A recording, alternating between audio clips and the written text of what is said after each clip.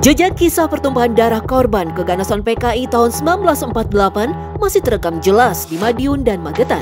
Lalu, mengapa justru banyak kiai atau tokoh agama Islam yang jadi korban? Sudah meninggal? Ya, Sudah dianiaya? meninggal dimasukkan dalam kurung. Apa itu, Pak? Kurung ya gorong-gorong itu. Gorong-gorong? Ya, Oh, itu gimana tuh? ketemuan sudah jam 9 pagi loh Mas. Tautannya gini orang-orang. Ada air mengalir, ada darahnya. Tuh, Itu pas lagi hujan atau? Karena sore kan hujan.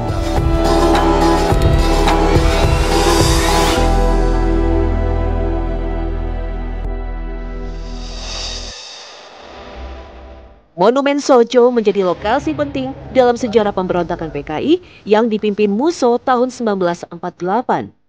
Disinilah tempat pembantaian sadis sekaligus kuburan massal para korban, yakni sebuah sumur tua di tengah area persawahan. Di dalam Monumen Soco ada sebuah gerbong lori kereta api yang disebut gerbong kematian. Gerbong bekas pengangkut tebu ini digunakan untuk mengangkut para korban yang diculik sebelum akhirnya dieksekusi mati dan dibuang di sumur. Berapa orang yang katanya masuk ke lori ini, Pak? Katanya diculik itu totalnya. Totalnya itu di sumur 108 orang. 108? Iya. Wow, 108 masuk ke lori ini dengan paksa ya? Iya, Dengan mau dibahas ini ya paksa, mau tidak mau ya digebukin. Oke. Dalam waktu 1 malam, gerombolan PKI berhasil membawa paksa ratusan orang yang sebelumnya sudah ditawan di desa Goranggareng, kawasan perkebunan tebu milik Belanda, berjarak 40 km dari desa Soco. Lokomotif uap dengan satu gerbong berjalan cepat melintasi area perkebunan tebu selama kurang lebih 2 jam, hingga akhirnya berhenti di tengah area persawahan desa Soco. Para korban yang rata-rata sudah dalam kondisi luka parah akibat penyiksaan diseret keluar gerbong lalu dikubur hidup-hidup dalam sumur. Tugu ini adalah penanda sebuah kebiadaban antar manusia dilakukan tepat di bawahnya. Berapa ketinggian sumur katanya, Pak, waktu itu? Ketinggian sumur ya kurang lebih 11 meter. 11 meter Iya. untuk memasukkan tadi sekitar 108 orang.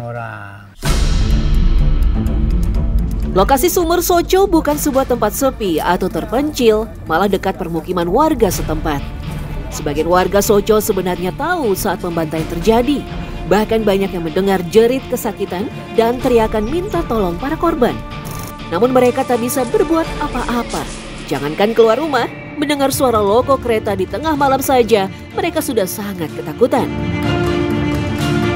Terlebih, sehari sebelumnya, kepala desa Soco dibunuh secara kejam dan jasadnya ditelantarkan tak jauh dari rumahnya. Pertama itu yang diambil terlebih dahulu lurahnya. Desa Soco ini namanya Pak Sekun. Itu lurah? Lurah. Oh, itu diculik ya? Iya, pada malam hari diambil. Terus rumahnya lurah itu ada yang jaga. Orang jaga lapor kepada bapaknya, itu lurah Dongkol bapaknya. Oh. Namanya Pak Kadir. Setelah dilapor orang tetek, kalau Pak Lurah diambil kampak, bapaknya keluar nututi tapi ke sawah sana Pak. Oh, ngejar? Iya. Sudah meninggal? Ya, Sudah dianiaya? sudah dimasukkan Oh. dalam burung. Apa itu, Pak? Burung-burung itu apa? Burung ya gorong-gorong itu. Gorong-gorong? Ya, Oh, itu gimana tuh? ketemuan sudah jam 9 pagi loh Mas. Oh, Tautannya gini orang-orang, ada air mengalir, ada darahnya. oh, digorong-gorong itu? Iya, Itu pas dibalik. lagi hujan atau? Karena sore kan hujan. Rupanya tempat pembantaian PKI tak hanya satu sumur. Ada juga sumur lain yang lebih kecil yang juga jadi kuburan massal. Kalau yang di sini apa ini? Sama juga masih? Sama juga, ini ya gerakan PKI, kalau di sana Sumur Soco 1, kalau di sini Sumur Soco 2. Oh, yang dibilang Soco 2 tuh di sini? Ya ini yang korban di sini ya cuma ya orang-orang dari desa saja. Oh, Kalau di warga sana ya dari Muranggareng, dari Lembean, dari Takran. Naru sekitar 5 tahun setelah tragedi, warga mulai melacak siapa-siapa saja korban di Sumur Soco 1.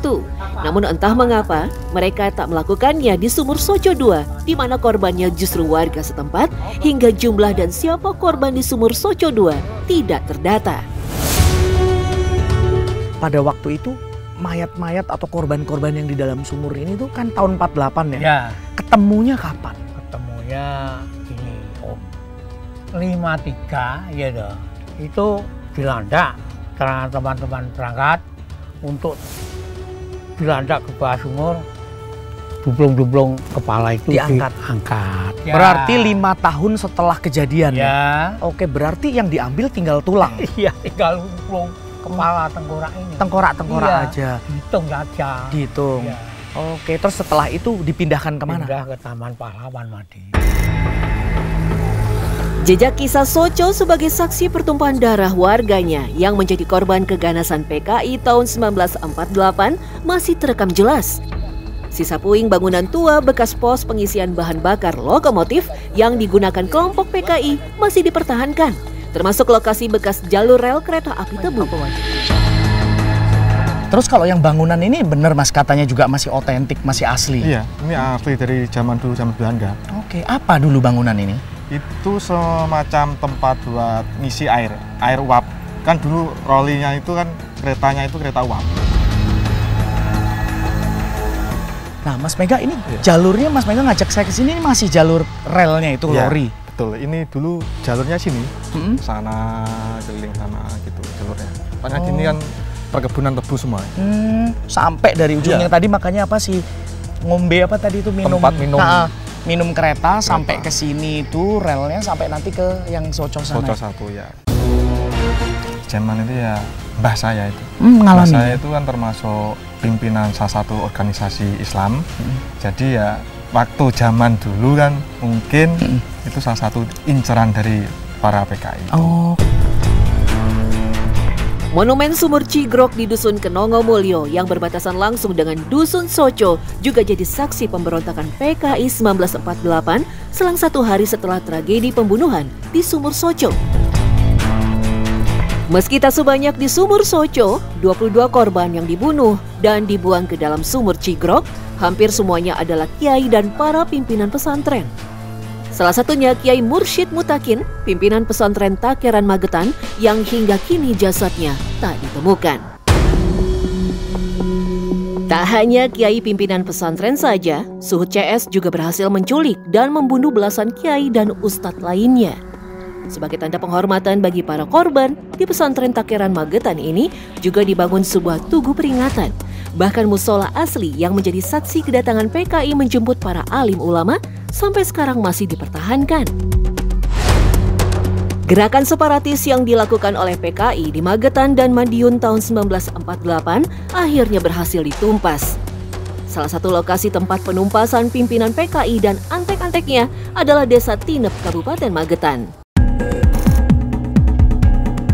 Bahkan di tengah hutan Desa Tinep, ada sebuah batu besar yang diberi nama Batu Leter, diyakini pernah menjadi tempat eksekusi hukuman mati bagi para anggota PKI.